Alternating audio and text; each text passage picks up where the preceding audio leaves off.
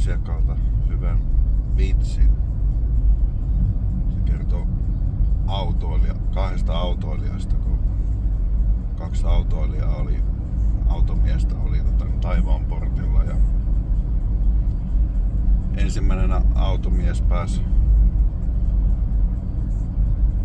ylös taivaaseen ja Pietarin puheelle ja Pietari kysyi, että milläs autolla herra on ajellut.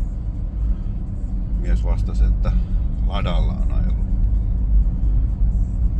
No, sitten tuli toisen automiehen vuoro Pietarin puheelle ja Pietari kysyi, että milläs autolla on herra ajellut, niin toinen herra vastasi, että Mersulla on ajellut. No, Pietari mietti hetken ja päätti, että Ladamies pääsee taivaaseen. Ja Mersumiehelle se sanoi, että Mersumies joutuu helvettiin.